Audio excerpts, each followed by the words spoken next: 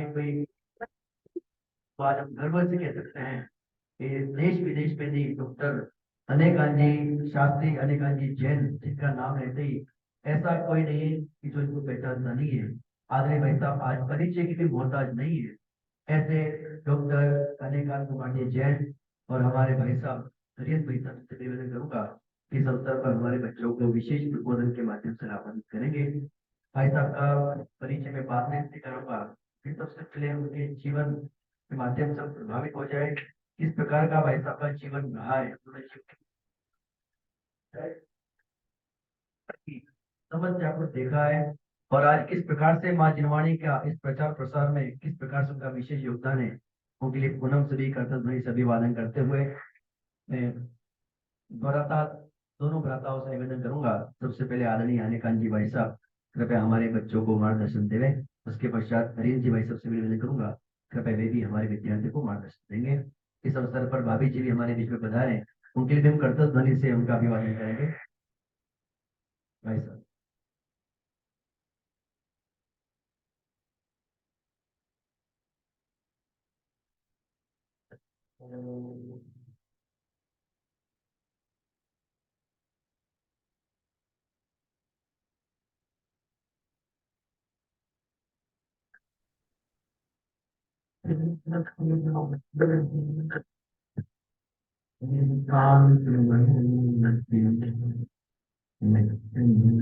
प्रकाश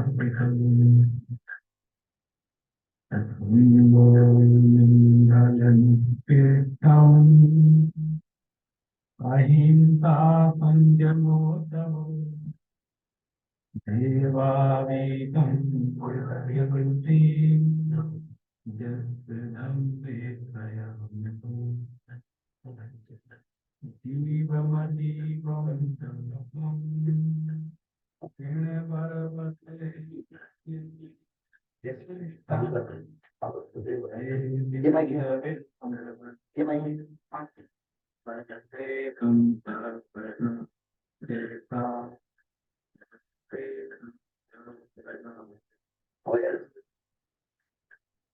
कभी देवादि देवादिनाथ भगवान की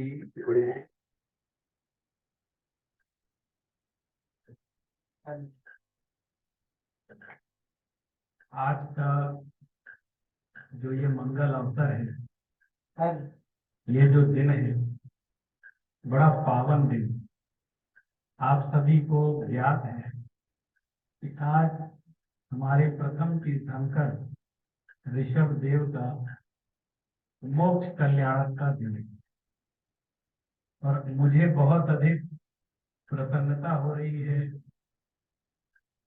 कि आज ऐसा सहज संयोग बैठ गया कि मुझे तीर्थंकर आदिनाथ भगवान के मोक्ष कल्याण के अवसर पर इतने सुंदर जिनालय के दर्शन हुए, और जो पास में तीर्थ आदिनाथ भगवान की प्रतिमा है जो भूगर्भ से प्रकट हुई थी, उनके भी दर्शन हुए।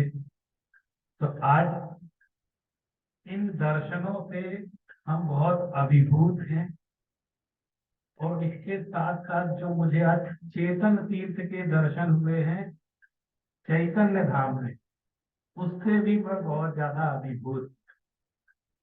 आप सभी को मैं देख रहा हूं, आप विश्वास नहीं मानेंगे। मैंने जैसे सचिन जी कह रहे थे कि मैं लेख लिखता हूँ, 2-4 साल पहले मैंने एक लेख लिखा था हमारे अधूरे जिनालय, और उसकी जो अधूरापन मैंने बताया था वो इस बात से बताया था कि मैं उन जिनालयों को अधूरा मानता हूँ जहाँ पे चेतन तीर्थ नहीं होती, जहाँ विद्यार्थी नहीं होते हैं, जहाँ स्वाध्याय नहीं होता है, शास्त्र जिनालय हमारे अधूरे हैं। अभी बहुत बड़ी कमी है उनमें। हमने महंगी महंगी बिल्डिंगें तो बना दी, मंदिर बना दिए, बहुत व्यवस्था कर दी, लेकिन हमारी जिनवाणी नहीं पूजती है। वहां जिनवाणी सुनने का अवसर नहीं मिल पा रहा है। ऐसे जिनालय वास्तव में पूर्ण नहीं, लेकिन एक पूरे देश में अभियान चलाने की जरूरत है। जहां जिनालय वहां विद्यालय, बिना विद्यालय के कोई भी जिनालय नहीं होना चाहिए। चाहे भले ही वह पाठशाला चलती हो बच्चों को सिखाने की छोटी, लेकिन एक विद्यालय जरूर चलना है। ऐसा मेरा शुरू से मंतव्य रहा है, आरंभ से।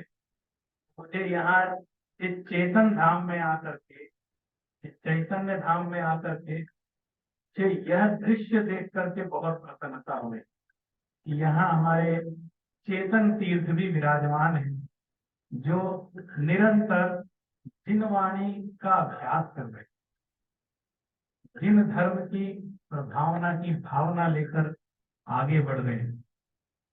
हमारे यहाँ जो हमारे शास्त्री विद्वान हैं, सचिन जी हैं, मनीष जी हैं, अर्पित जी हैं, ये निरंतर आपको शास्त्र का स्वाध्याय भी करवा रहे हैं।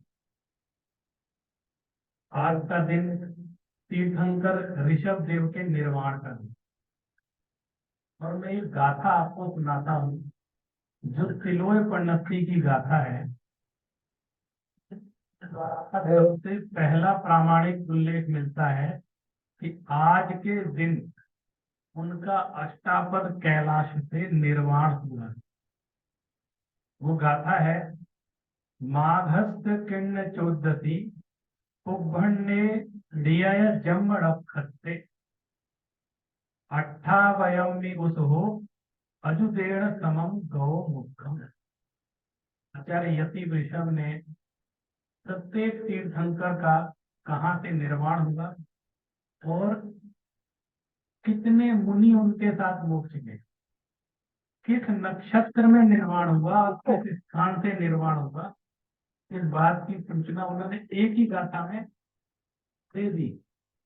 और चौथे अधिकार में ये गाथा लिखी है, जहां पर 24 गाथाओं में 24 तीर्थंकर की निर्वाण भूमि का उल्लेख। वर्तमान में आपने सम्मेद शिखर की चर्चा सुनी होगी, जो समस्या चल रही है, तो उनकी भी 20 तीर्थंकरों का निर्वाण भूमि सम्मेद शिखर है। ऐसी 20 गाथाएं उसमें प्रामाणिक रूप से मिलती। और आपको ये पता होगा, ये सबसे प्राचीन 2री शताब्दी का ग्रंथ है, 2nd सेंचुरी। तो एक ऐतिहासिक प्रमाण है, आज की बात नहीं है। तो हमारे तीर्थंकर आदिनाथ भगवान इसमें तिलोय पन्नती की गाथा में आचार्य कह रहे हैं कि तीर्थंकर ऋषभ देव माघ कृष्णा चतुर्दशी के पूर्वाह्न में, आज कौन सी तिथि है? माघ कृष्णा चतुर्दशी, यानी आज के दिन के पूर्वाह्न में अपने जन्म नक्षत्र के रहते। इसका क्या अर्थ हुआ? जिस नक्षत्र में उनका जन्म हुआ था उसी नक्षत्र में उनका निर्वाण। तो उनका जन्म कब हुआ था? उत्तराषाढ़, ये नक्षत्र का नाम, उत्तराषाढ़ नक्षत्र में उनका जन्म हुआ था। तो उस दिन माने इस तिथि को, माघ कृष्णा चतुर्दशी को पूर्वाह्न में जब ये नक्षत्र था, उसके रहते माने वो नक्षत्र विद्यमान था, अष्टापद से 28 अष्टापद से कैलाश पर्वत से 10,000 मुनियों के साथ मोक्ष को प्राप्त। ये भी एक नई सूचना है ना, हर मुनि हर तीर्थंकर के साथ मोक्ष गए, कोई ना कोई उनके साथ मोक्ष गया है। सिर्फ भगवान महावीर को छोड़ करके प्रत्येक तीर्थंकर के साथ कोई ना कोई, और उनकी संख्या है। जैसे यहाँ पे कह दिया 10,000, किन्हीं किन्हीं के साथ 1,000 गए, किन्हीं के साथ 600 गए, ऐसे अलग अलग गाथाओं में उल्लेख का मिलता है।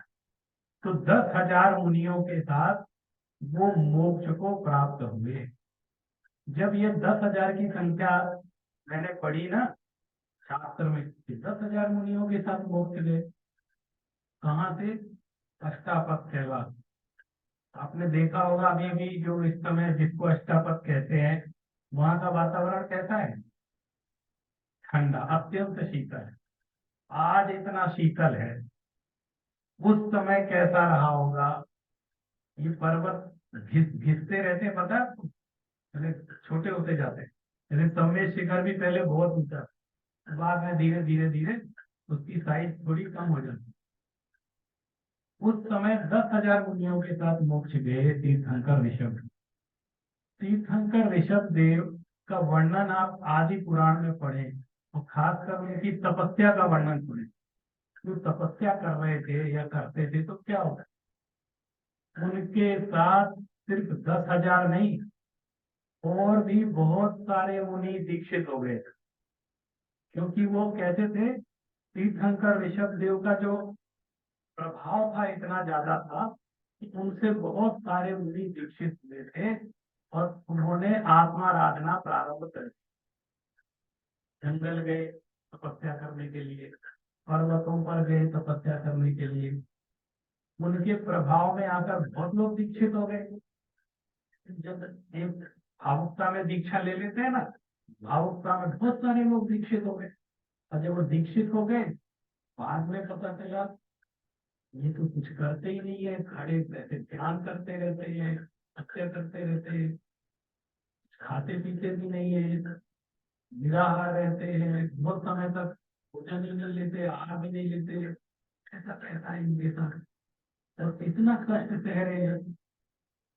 तो बहुत सारे मुनि तो जंगल छोड़ के वापस चले गए, लेकिन इनकी बात हमारी समझ में नहीं आ रही। ऐसा क्यों था? क्योंकि इसके पहले किसी में दिगंबर मुनिचर्या देखी ही नहीं, संस्कार ही। क्योंकि तीर्थंकर ऋषभ देव का सबसे बड़ा योगदान क्या है? उन्होंने इस अवतर्पणी काल में सबसे पहले मोक्ष मार्ग प्रशस्त किया, जिस पर चलने का संकल्प हम लोग करते हैं। मोक्ष मार्ग कैसा है, किस तरह से तपस्या करके आगे बढ़ना है, वो उन्होंने सिखाया। तो बहुत सारे मुनि लौट गए। इसका वर्णन भी इस आचार्य जिनसेन ने किया है आदि पुराण में। और कैसे कैसे लौट गए वो लोग, क्या क्या भूलते थे, वो भी बड़ा मार्मिक चित्र है कि अरे ये कैसे हैं, क्यों इतने कठिन तपस्या कर रहे हैं, क्यों ऐसे खड़े हैं। पहली बार देख रहे थे, क्योंकि वो राजा थे पहले। जब राजा होता है ना, तो यथा राजा तथा प्रजा, प्रजा भी वैसे ही करने लगती है कि अरे मेरे राजा कर रहे, पहले ऐसा प्रभावित हो गए थे। लेकिन जब इतने मुनि लौट के भी चले गए कि भाई इतना कष्ट हमसे सहन नहीं होगी, उसके बाद भी 10,000 मुनि उनके साथ थे, जो मोक्ष को पधारे उसी अष्टापद कैलाश पर। आप ये सोचो हमारे लिए कितना बड़ा तीर्थ हो गया अष्टापद कैलाश। जैसे सम्मेद शिखर है, निर्वाण भूमि है, तो वो भी तीर्थ बहुत बड़ा हो गया। तीर्थंकर ऋषभ देव ने अपने राज्य काल में, जब वो राजा थे, प्रजा का संचालन कर रहे थे, उन्होंने क्या नया नया काम किया, ये हमको डॉक्टर अरिहंत जी बताएंगे अपनी बात। आज हमको उनके बारे में सुनेंगे, उन्होंने क्या नए नए काम। मैं और भी कुछ बात आपसे कहना चाह रहा था, लेकिन चूंकि निर्वाण दिवस है, तो थोड़ी सी चर्चा शास्त्र की जरूर होनी चाहिए। इस निमित्त से मैंने एक शास्त्र का प्रमाण देते हुए आपसे अपनी बात कही, एक ऑथेंटिक सूचना, ऐसे मन से नहीं कहीं से सुन के बोल दिया। मुझे भी कई लोगों ने कहा था कि माँ कृष्ण चतुर्दशी को होता है निर्वाण दिवस, लेकिन मेरा मन नहीं मानता जब तक मैं उसको शास्त्र में न दे। सुनी सुनाई बातों से जल्दी आनंद नहीं आता है, लेकिन जब गाथा पढ़ते हैं, जब आचार्यों की वाणी पढ़ते हैं, तब लगता है इस बात में दम है, आनंद आ जाता है। मैं उसको पढ़ा, आपने देखा, मैंने पहले मंगलाचरण भी किया अपने वक्तव्य के पहले। मंगलाचरण, मंगलाचरण क्यों करते हैं कोई बताएगा? इष्ट देव, इष्ट का स्मरण करते हैं। और किस लिए करते हैं, उसका उद्देश्य क्या होता है? देखो, 2-3 उद्देश्य बहुत सारे शास्त्रों में बताया, लेकिन मैं बता रहा हूं। एक तो निर्विघ्न कार्य परिसमाप्ति, हम जो कार्य करने जा रहे हैं, एक मंगलाचरण करने से एक शुभ कार्य होता है, तो ये कामना रहती है कि हम मंगलाचरण करेंगे तो हमारे कार्य निर्विघ्न संपन्न हो जाए। कोई भी शुभ कार्य करते हैं तो उससे पहले एक होता है नास्तिकता परिहार। कोई ये ना समझे हम भगवान को नहीं मानते, हम आस्तिक नहीं है, तो नास्तिकता के निवारण के लिए भी करते हैं। और एक उद्देश्य है प्रसंगानुकूल मंगलाचरण भी किया है। मैंने आचार्य अमृत चंद्र का श्लोक बोला, उसके बाद आपको एक जैन धर्म का सामान्य मंगलाचरण बोला जो प्राकृत भाषा है। पहले मैंने संस्कृत में बोला, है ना, उसके बाद आपने देखा मैंने प्राकृत की गाथा में। फिर मुझे लगा कि आज ऋषभ देव का मोक्ष कल्याणक है, तो मुझे तीर्थंकर ऋषभ देव का स्मरण भी करना चाहिए। इसलिए द्रव्य संग्रह की गाथा में, पहली गाथा में ऋषभ देव को नमन किया गया, इसलिए वो भी की। आपने ये चीज देखी ना, उनको इसलिए। इससे दो बात मैं आपको बताना चाहता। एक तो जब कभी आपसे कहा जाए मुझे मंगलाचरण करना है कहीं, तो सबसे पहले संस्कृत या प्राकृत भाषा में मंगलाचरण किया। हमारे आगम की भाषा है, मूल आगमों की भाषा है। समय सार किस भाषा में लिखा है? प्राकृत में भी, शौर से नहीं प्राकृत में लिखा। प्राकृत के भी बहुत सारे भेद होते हैं। प्राकृत में लिखा है जिनवाणी जिस भाषा में कही है, हमारी माँ जिस भाषा में बोलती है, वो भाषा जितनी आनंदकारी होती है उतनी दूसरी भाषा नहीं होती। ये बात मैं इसलिए कह रहा हूँ, मैं शाश्वत धाम गया था तब भी विस्तार था, मैं कोटा के विद्यालय गया था तब भी मैंने ये बात सुनी थी। मैं किसी भी विद्यार्थी से कहता हूँ मंगलाचरण करो, तो वो कोई हिंदी का छंद सुना देता है, कई जगह तो कोई भजन वजन सुना देते हैं। वो भजन बाद में हो सकता है, लेकिन जब आप मंगलाचरण करते हैं, इष्ट का मंगलाचरण, तो उसी भाषा में करना चाहिए जिस भाषा में आचार्य ने लिखा है। हाँ, सिर्फ भावों की नहीं, शब्दों की भी प्रधानता हो कि आप किस भाषा में कह रहे हैं। अभी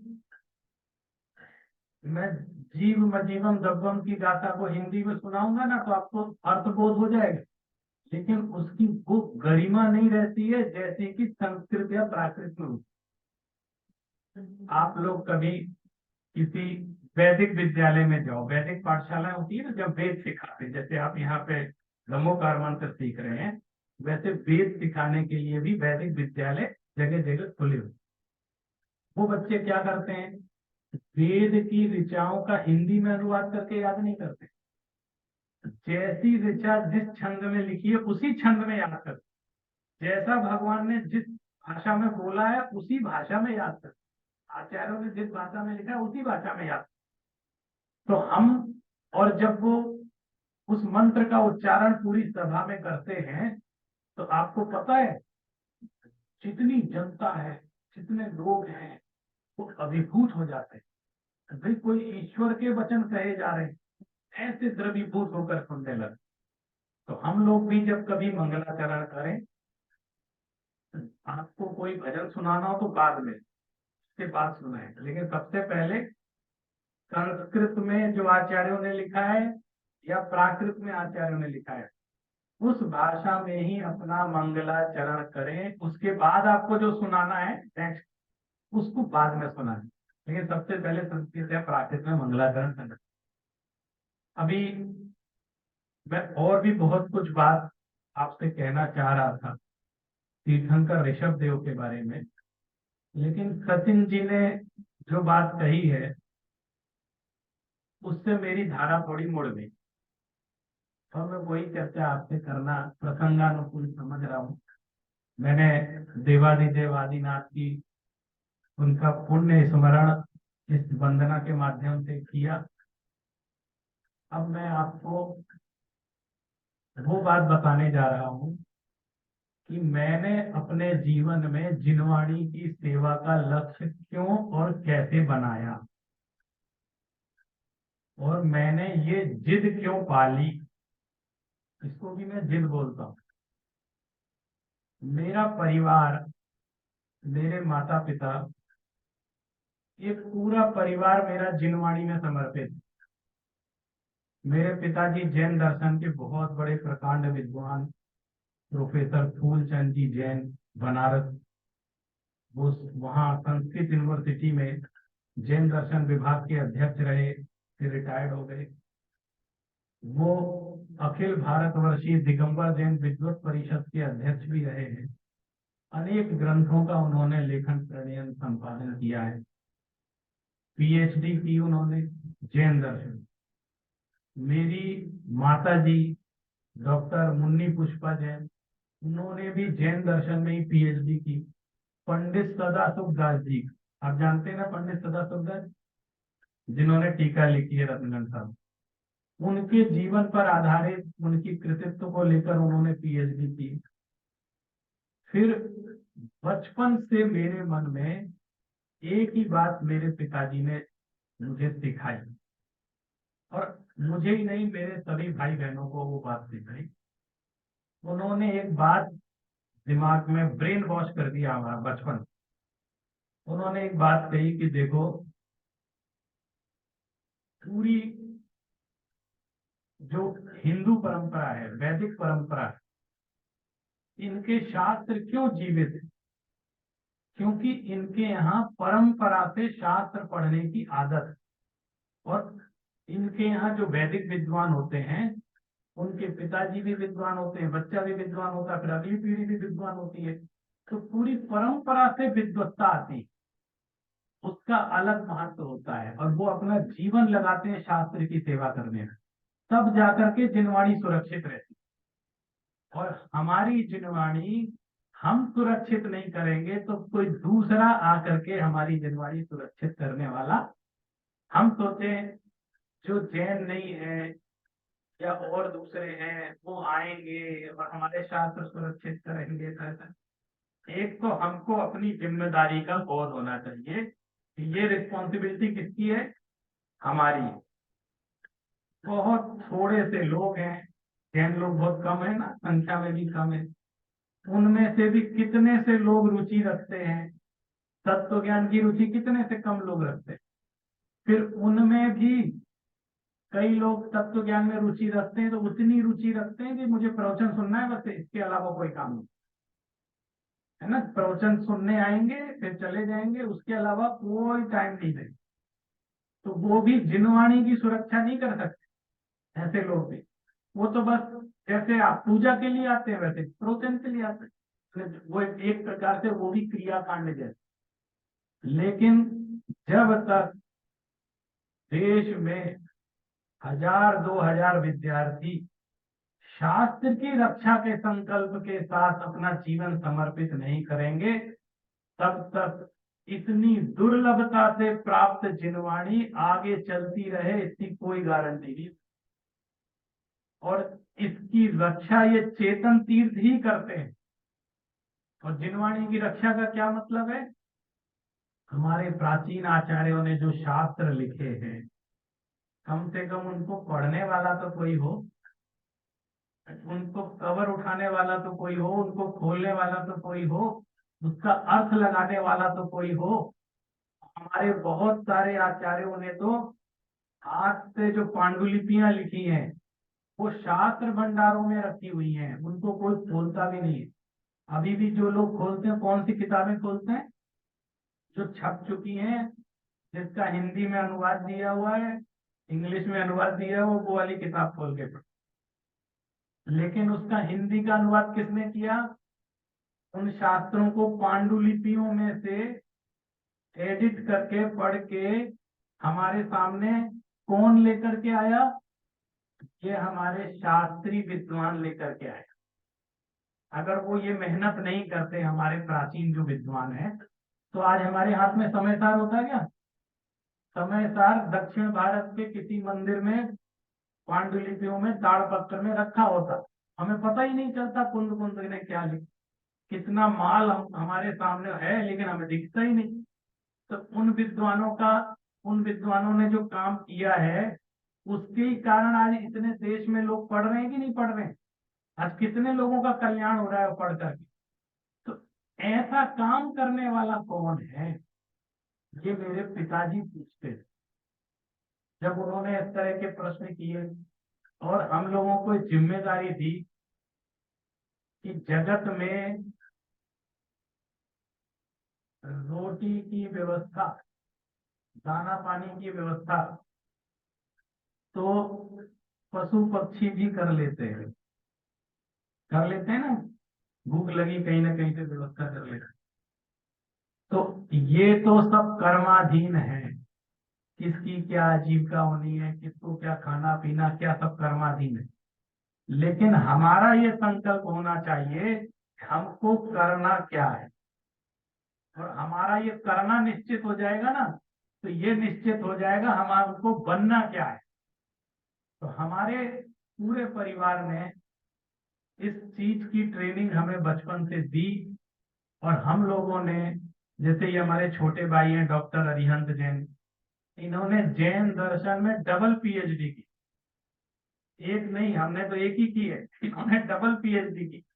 एक आचार्य कुंद कुंद पर पीएचडी की, एक तत्व ज्ञान पर पीएचडी की, और इन्होंने एक बहुत बड़ी यूजीसी की स्कॉलरशिप जीती, उसको कंपटीशन होता है, और एक बहुत बड़ा राधा कृष्णन फेलोशिप लेकर के आचार्य समंत भद्र पर एक बहुत बड़ा रिसर्च का काम इन्होंने मुंबई यूनिवर्सिटी से। मेरी सिस्टर है डॉक्टर इंदु जैन, आप लोगों ने संभवतः नाम सुना हो, जो दिल्ली में जितनी भी सर्वधर्म प्रार्थना सभाएं होती हैं उसमें जैन धर्म की तरफ से प्रार्थना पढ़ने हुई जाती, और उसने भी जैन दर्शन में पीएचडी की।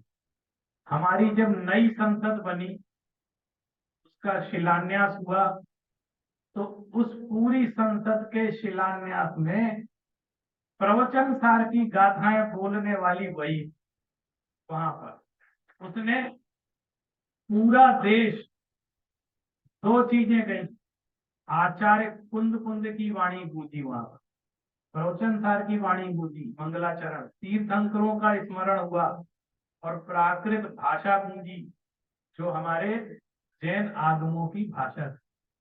सबने, मोदी जी ने, सब राष्ट्रपति सबने सुनी, और पूरे वर्ल्ड वाइड मीडिया में गई कि नई संसद की स्थापना में जैन धर्म की तरफ से भी मंगलाचरण हुआ, उसका शुभारंभ हुआ। तो इस तरह करके हमारी पूरी फैमिली, फिर मेरी शादी हुई, मेरी वाइफ ने भी जैन दर्शन में पीएचडी कर डाली। उसने भी कहा, मैं, वो साइंस की थी, लेकिन उसने कहा नहीं, मुझे तो अब ये जीवन जिनवाणी में ही लगाना है। तो उसने भी कह दिया मैं जैन दर्शन में ही काम करूंगी, अब जैन दर्शन में ही पीएचडी करूंगी। तो उसने एक अलग विषय चुना, जैन योग, जैन योग पर, क्योंकि योगा का बहुत वातावरण बना हुआ है ना चारों तरफ। तो लोग ये सोचते हैं कि योग तो सिर्फ, योग में सिर्फ महर्षि पतंजलि का नाम याद आता है, लेकिन इस देश की बहुत सारी परंपराएं हैं जिन्होंने योग का प्रतिपादन किया, ये किसी को स्मरण नहीं आता। और आज मैं वो पुण्य स्मरण कर रहा हूं कि वास्तव में योग के, योग विद्या के संस्थापक हमारे तीर्थंकर ऋषभ देव थे, जिन्होंने इस पृथ्वी पर सबसे पहले योग विद्या सिखाई, तीर्थंकर ऋषभ। और इस बात का प्रमाण, इस बात का प्रमाण हठ योग प्रदीपिका, जो उनका ग्रंथ है, उसमें लिखा हुआ है। उन्होंने कहा है कि हम आदि मंगलाचरण में उन आदिनाथ का स्मरण करते हैं जिन्होंने हमें योग विद्या सिखाई, उसके मंगलाचरण में लिखा हो। अगर हम दूसरे के ग्रंथ पढ़े ना, तब बातें पता चलती है। तो तीर्थंकर ऋषभ देव का स्मरण सिर्फ जैन लोग ही नहीं करते, बल्कि पूरी जो हिंदू परंपरा है वो भी तीर्थंकर ऋषभ देव का स्मरण करते हैं, और उनके पुराणों में भी तीर्थंकर ऋषभ देव का नाम मिलता है, उनका उल्लेख मिलता है, और भी बहुत सारी बातें वहां पर मिलती हैं। मैं एक दो बात कहकर अपनी वाणी को विराम दूंगा कि हमारे जो आप लोग 8th में, 9th में, 10th में पढ़ रहे हैं, कुछ 11th में भी होंगे, मेरा आपसे ये कहना है,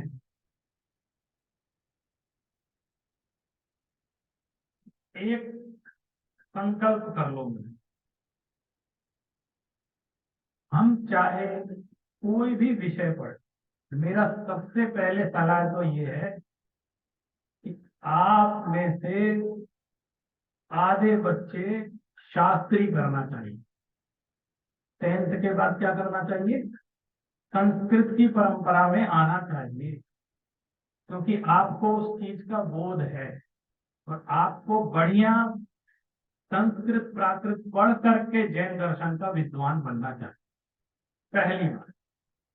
और दूसरी बात यह है कि यदि आपकी अन्य विषयों में रुचि है, जैसे बहुत विद्यार्थी कह रहे मैं विज्ञान पढ़ना चाहता हूँ, किसी ने कहा मैं कॉमर्स पढ़ना चाहता हूँ, आर्ट्स पढ़ना चाहता हूँ, कोई टेक्निकल लाइन में जाना चाहता है, बिल्कुल जाइए, लेकिन अपने जीवन का एक उद्देश्य रखना है।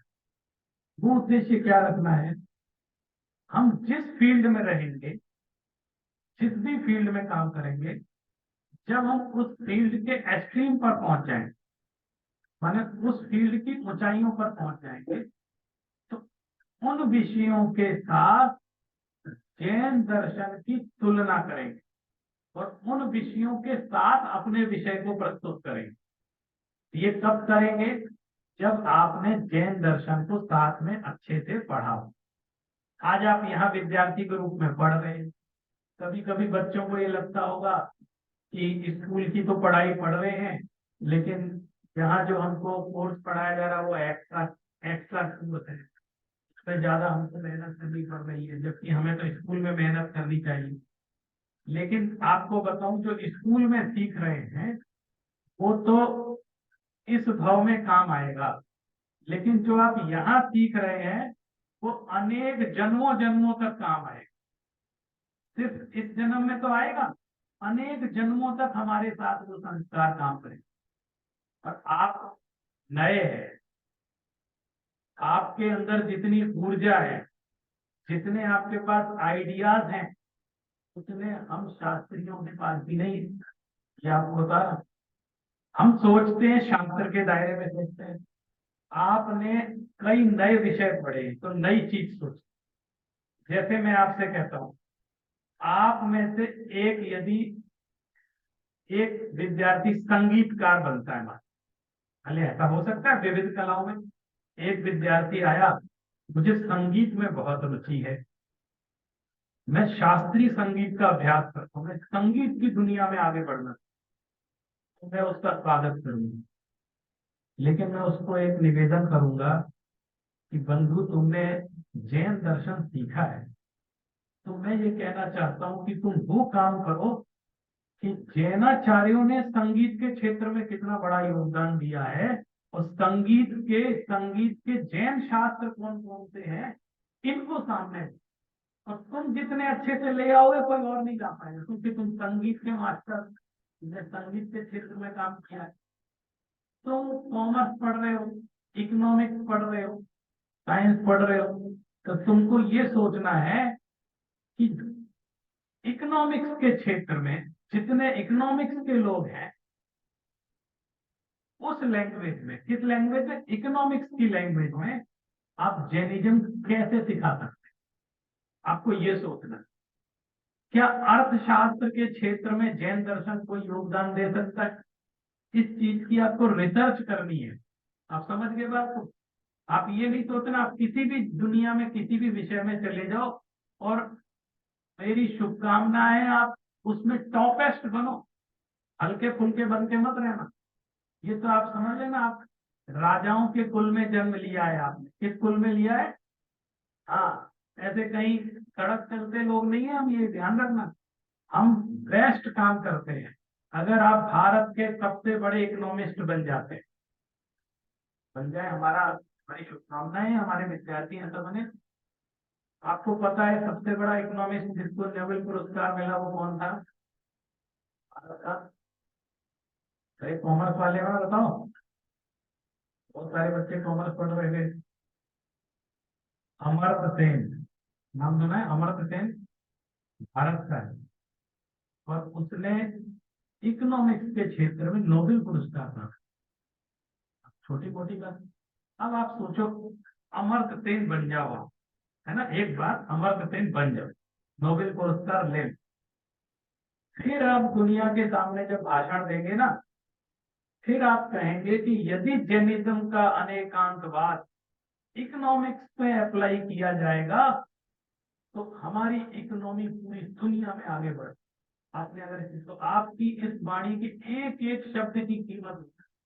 अभी मैं यहाँ से बोलूंगा ना तो कोई नहीं, तो शास्त्री जी है तो पंडित जी तो बोलेंगे, इनका क्या मतलब, लेकिन आप बोलेंगे तो वो पूरी दुनिया में बात जाएगी। उस अमर्त्य सेन ने एक बात बोली, इसके लिए मैंने बात, उन्होंने क्या बोला, तो जनरल नॉलेज होना ही चाहिए, का एक बहुत बड़ा सिद्धांत है जिसपे पूरी दुनिया कायल हो गई और उन्होंने नोबेल पुरस्कार दिया। वो एक लाइन में आपको सुनाना, व्यक्ति ने क्या है नहीं जानता, उसने ये बात कहाँ से कही, लेकिन मेरा ये दावा है कि उस व्यक्ति ने जैन दर्शन जरूर पढ़ा हो, वहीं से ये सूत्र निकाला हो। उसने एक बात कही जो हम तत्वार सूत्र में सिखाते हैं, जो हम अलग अलग जगह बात सिखाते हैं, उसने पूरी दुनिया को वो बात कही। उसने कहा हमारे अर्थनीति के सारे रास्ते, हमारी अर्थ के, हमारे इकोनॉमिक्स के, हमारे बिजनेस के सारे रास्ते नीति शास्त्र से होकर के गुजरते हैं। ये लाइन है, इसका अर्थ समझे, एथिक्स, नीति शास्त्र माने हम लोग जो एथिक्स पढ़ते पढ़ाते हैं, वो कह रहे हैं अगर अर्थशास्त्र बिना नीति शास्त्र के रहेगा तो बर्बाद कर देगा कोई। इसका भाव क्या है, मुझे पैसा कमाना है, इसमें कोई बुराई नहीं, आप बिजनेसमैन है, आप पैसा कमाइए, लेकिन अगर उसमें आपने अनीति और अनाचार का प्रयोग किया है, उस पूंजी को बढ़ाने में आपने यदि मर्यादाओं का उल्लंघन किया है, तो ना ये व्यक्ति के लिए ठीक है, ना राष्ट्र के लिए ठीक है और ना समाज के लिए ठीक। ऐसी इकोनॉमी हमें बर्बाद कर देगी। यही बात तो सम्मेद शिखर जी के प्रकरण में चल रही है। वहां टूरिज्म डेवलप करना है, टूरिज्म माने पैसा, टूरिज्म का क्या होता है, लोगों को पैसा कमाना है, हमें होटल खोलना है, हमें यहाँ पे रेस्टोरेंट चलाने हैं, हम रोप वे चलाएंगे, यहाँ पूरा टूरिस्ट प्लेस बना, क्यों, उससे रेवेन्यू जनरेट हो जाएगा। लेकिन हम लोगों ने किस बात पर आपत्ति की कि वो हमारा तीर्थ क्षेत्र है, अगर आप वहां पर रेवेन्यू डेवलप करना ही उद्देश्य समझते हैं तो हमारी आध्यात्मिकता नष्ट हो जाएगी, वहां पर अनीति अनाचार का पालन होगा। ये इसका इसका जिम्मेदार कौन होगा, पैसा तो बढ़ जाएगा लेकिन पाप भी बढ़ेगा और उसके साथ साथ भ्रष्टाचार भी बढ़ेगा, उसका जिम्मेदार कौन, इसकी कीमत पर हम पैसा नहीं कमा सकते। ये अमर्त्य सेन ने नीति शास्त्र का सिद्धांत सिखाया कि सारे अर्थशास्त्र के माध्यम, अर्थशास्त्र के सारे रास्ते नीति शास्त्र से होकर गुजरते हैं। अगर ऐसा नहीं करेंगे तो वो अर्थशास्त्र हमें बर्बाद कर।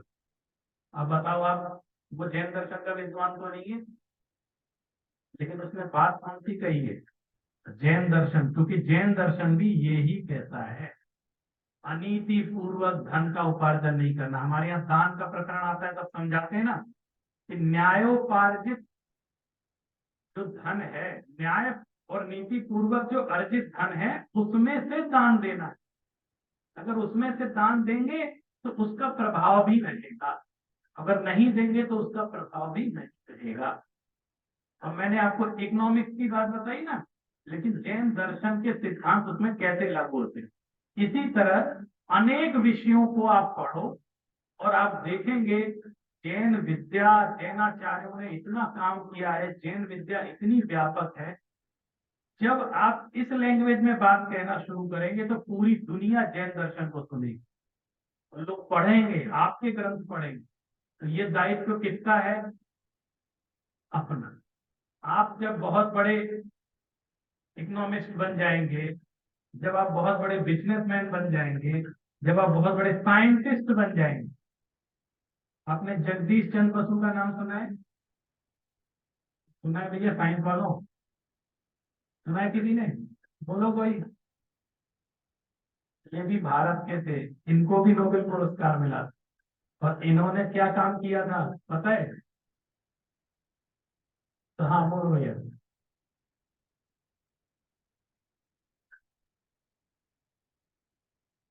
गुड।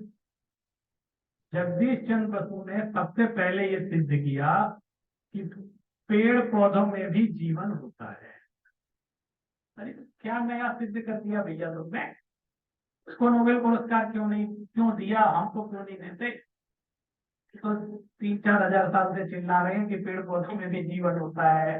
बोल रहे हैं कि नहीं बोल रहे?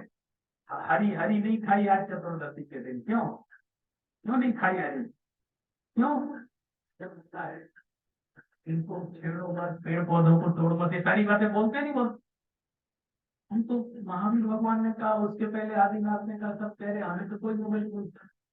उसको दे दिया। क्यों दे दिया? उसने सिद्ध कर दिया लेबोरेटरी में, इसलिए दिया है, सिर्फ कहने के लिए नहीं दिया। और एक और रोचक प्रसंग सुना करके मैं अपनी वाणी को विराम दूंगा, समय भी बहुत हो रहा है। जगदीश चंद्र बसु को ये आइडिया आया था, है? उन्होंने जो अपनी थीसिस लिखी है उसमें ये बात लिखी है, कलकत्ते में 10 लक्षण पर्व चल रहे हैं, तो पंडित जी बुलाते हैं ना 10 लक्षण पर्व के प्रवचन करने। तो कलकत्ते का एक साइंस कॉलेज है जिसमें जगदीश चंद्र बसु पढ़ते, और भी बहुत सारे विद्यार्थी बीएससी कर रहे थे। वो जो साइंस कॉलेज के जो ट्रस्टी हैं, उसमें कुछ गेंद भी थी। तो मंदिर में प्रवचन करने के लिए गोपाल दास बरैया जी आए, 10 लक्षण। तो ट्रस्टी लोग मंदिर भी आते थे, तो उन्होंने कहा कि यार एक कॉलेज है हमारा, वहां भी आपके कुछ प्रवचन हो जाए पंडित जी। अब वहां जो प्रवचन सुनने वाले कौन थे? सारे बंगाली, है ना, सारे एक प्रकार से तामिश, है ना। तो बंगाली, तो कलकत्ते में कौन रहते? तो बंगाली लोग रहते थे। उनके बीच में तो गोपाल दास बरैया जी गए, और उन्होंने, ये बहुत पुरानी बात है, 40-50 साल की, उन्होंने, जैन दर्शन कहता है कि पेड़ पौधों में भी जीवन है, तो नहीं छेड़ो, ऐसे करके उन्होंने व्याख्यान दिए। सब बच्चों ने मजाक उड़ाया, साइंस कॉलेज के बीएससी के बच्चे जो साइंस पढ़ते हैं रात दिन, इन्हीं की ऐसी बातें कर रही, तो धर्म अंधविश्वास की बातें हैं, धर्म की बातें, ऐसा सुन करके उड़ा। वहीं जगदीश चंद्र बसु भी बैठे रहे, उनका दिमाग खाना, क्या बात करें, कोई विद्वान है, कोई बात करी, कोई दम होनी चाहिए, इसमें कुछ दम होनी चाहिए, ऐसा उनका दिमाग है। उस व्यक्ति ने अपनी रिसर्च का टॉपिक ही यही बना लिया कि मुझे पेड़ पौधों में जीवन की खोज करनी है। अगला व्यक्ति ये कह के गया है कि प्राचीन साहित्य में लिखा है आदमियों में, इसमें कुछ तो दम होगी, या हंसी उड़ाने वाली बात है। एक आदमी के दिमाग में बात आ गई, और उसने ऐसी रिसर्च की कि आज पूरी दुनिया इस बात को स्वीकार कर रही है। जो एनवायरमेंटल स्टडीज पढ़ रहे होंगे वो भी देखते होंगे कि पेड़ पौधों में जीवन होता है, उनके जीवन से हमारा जीवन सुरक्षित है। आप देखो, एक व्यक्ति की रिसर्च ने कमाल कर दिया ना दुनिया में, उसको इसलिए नोबेल पुरस्कार। लेकिन वो सारी कहानी तो हो गई, आपने सुन ली, मैंने आपको सुना दी, लेकिन उस पूरे का सार मैंने क्या निकाला वो मैं बता, कहीं पर भी जाओ, चाहे कितनी भी विपरीत परिस्थिति हो, अपनी बात पूरी हिम्मत के साथ जरूर रखनी चाहिए। यदि गोपाल दास बरैया जी संकोच कर जाते बोलने से, तो इतनी बड़ी रिसर्च सामने नहीं। हजारों की पब्लिक बैठी हो, लेकिन आप अपने जैन दर्शन के सिद्धांत को हिम्मत के साथ रखो, उन हजार में से एक व्यक्ति के मन में भी बात जम गई ना, आज पूरी दुनिया पेड़ों में जीवन को स्वीकार कर रही है। तो ये जैन दर्शन की स्वीकृति है। जैन दर्शन के जो अनादि के सिद्धांत हैं, वस्तु स्वभाव का सिद्धांत है, वो वास्तव में सिद्ध हो गया प्रयोगशाला में, तो दुनिया ने उसको मान लिया ना। इसलिए अपनी बात कहने से भी हमें नहीं चूकना चाहिए, और आप अपनी बात हिम्मत से तभी कर सकते हो जब आपने पूरा जोर लगा करके अध्ययन किया हो, आपने जोर लगा के जिनवाणी को सुना हो, पूरे मनोयोग से पढ़ा हो, तभी आप अपनी बात को कहते हैं। मेरी तो ये आप सबसे शुभकामना है। पहला तो मेरा ये है कि आप 10th पास करने के बाद अपना मनोबल मजबूत करिए और आप ये सोचिए मुझे जैन शास्त्र पढ़ने के लिए शास्त्री पढ़ना है। और यदि ये निर्णय नहीं लेते हैं तो जिस भी विषय में आप अध्ययन कर रहे हैं उस विषय को लेते हुए उसमें टॉप पर जाइए और अपने जैन दर्शन की पताका को पूरे विश्व में फैलाइए। इसी संकल्प के साथ मैं अपनी वाणी को विराम देता हूँ। आप सभी ने बहुत मनोयोग पूर्वक मेरे विचारों को सुना, इसके लिए आपको बहुत बहुत धन्यवाद।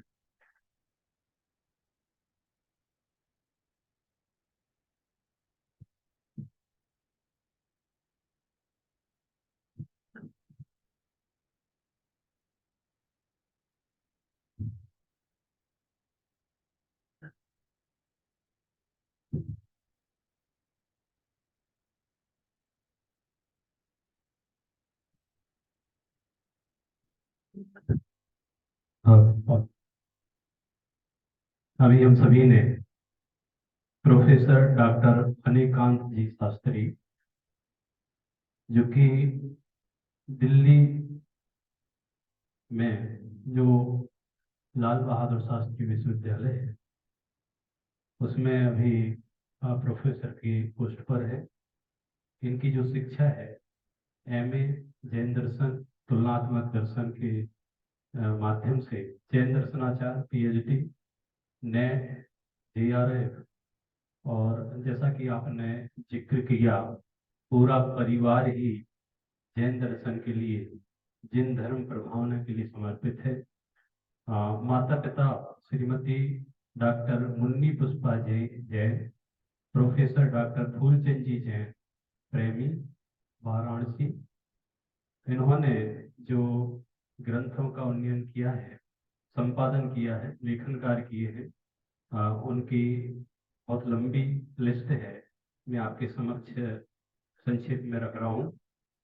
षड दर्शनेषु प्रमाण प्रमेय समुच्चय, ये संस्कृत पांडुलिपि संपादन की है।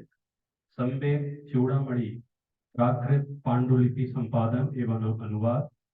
जैन धर्म एक झलक, जैन धर्म दर्शन संस्कृति को सरलता से समझाने वाली मौलिक कृति, ये अपनी स्वयं की मौलिक रचना है।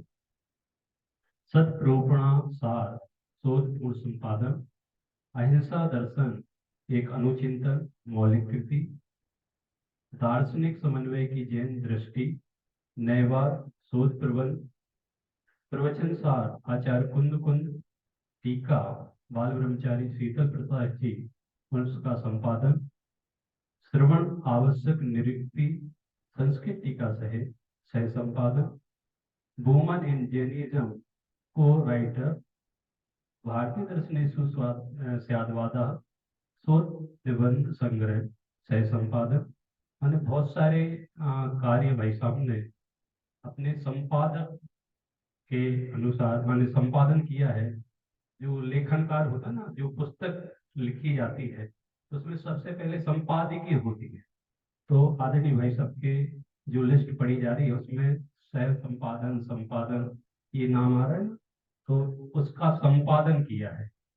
जो पूरा ग्रंथ रचा जाता है उसको कैसे व्यवस्थित किया जाए, कैसे उसमें जान डाली जाए, उसका नाम है संपादन। तो आदरणीय भाई साहब बहुत सारे कार्य ग्रंथों के क्षेत्र में आपने किए हैं। प्रमेय मार्तंड सार आचार्य प्रभाचंद्र कृत बृहद ग्रंथ का संक्षेपीकरण संपादन एवं हिंदी व्याख्या। ये आपने नाम शायद सुना नहीं सुना, ये न्याय के बहुत बड़े ग्रंथ है। ये प्रमेय कमल मार्तंड हम जब पढ़ते थे जैन शास्त्री तब वहाँ पे हमने पढ़ा है, न्याय का विषय है, तो उसका भी संक्षेपीकरण आपने किया है। प्राकृत भाषा कंप्यूटर और विज्ञान प्रकाशन अधीन है अभी। एक पूरे विश्व में यदि कोई प्राकृत भाषा का अखबार निकलता है ना, उसका नाम है प्राकृत भाषा। तो आदरणीय भाई साहब निकालते हैं। माने हिंदी में आपने इंग्लिश न्यूज समाचार पढ़े होंगे, संस्कृत में पढ़े होंगे, हिंदी में पढ़े होंगे, लेकिन प्राकृत भाषा में भी समाचार हो सकते हैं? हो सकते नहीं है, होते हैं। तो आदरणीय भाई साहब उसका प्रकाशन करते हैं, संपादन करते हैं। द कॉन्सेप्ट ऑफ नया इंडिविजुअलिज्म, नए के संबंध में दृढ़ संयंगम, प्राकृत प्रत्यानुवाद, मौलिक रचना, प्राकृत भाषा, ये जो मैं आपको बता रहा था, महामध्य मध्याही सेयोगो विशेषांक, इसका संपादन, 10 धम्म सारो, प्राकृत पद्यानुवाद, लगभग 70 शोध पत्र राष्ट्रीय अंतर्राष्ट्रीय शोध पत्रिकाओं में हिंदी, संस्कृत और अंग्रेजी भाषा में प्रकाशित हुए हैं। विभिन्न राष्ट्रीय समाचार पत्र पत्रिकाओं में धर्म, संस्कृति तथा समसामयिक विषयों पर लगभग 300 लेख, कविताएं और कहानियां प्रकाशित हो चुकी हैं। प्राकृत भाषा नामक प्राकृत भाषा का प्रथम पत्रिका के मानद संपादक तथा अनेक पत्रिकाओं के संपादक मंडल के सदस्य रहे हैं। तो इस प्रकार से और भी बहुत सारे इन्होंने पुरस्कार अर्जित किए हैं। महर्षि वादरायण व्यास युवा राष्ट्रीय पुरस्कार, महावीर पुरस्कार, शास्त्री परिषद पुरस्कार, विद्युत परिषद पुरस्कार, कुंद ज्ञानपीठ पुरस्कार, अर्हत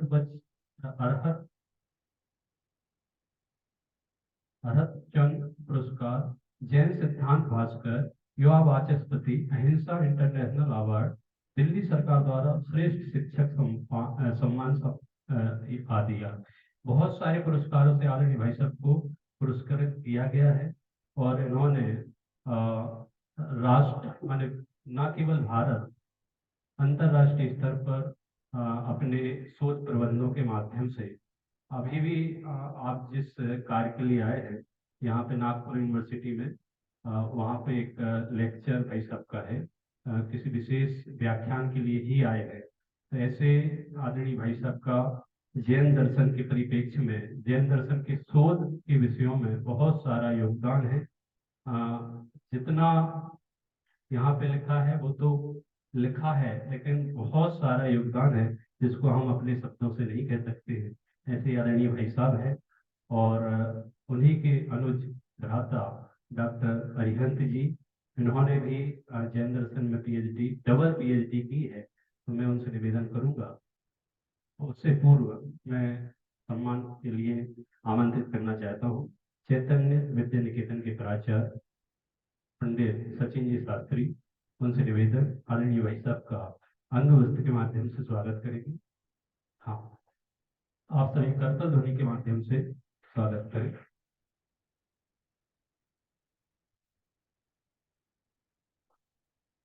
भावना की जय है। डॉक्टर अरिहंत जी जैन, इनके स्वागत के लिए मैं आमंत्रित करना चाहता हूँ। अर्पित जी वो आए और अंग वस्त्र के माध्यम से डॉक्टर अरिहंत जी जैन इनका स्वागत करें।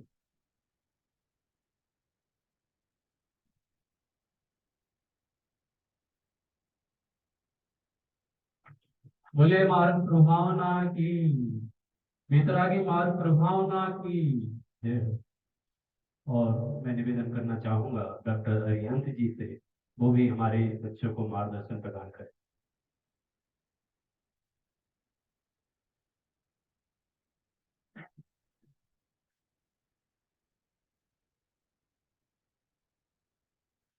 इंद सदवंदियाणम पिहुअणहिद मधुर विसद वक्ताणम अंतासीद गुणाणम रणमुजिराणम जिद भवम रणमुजिराणम जिद भवम।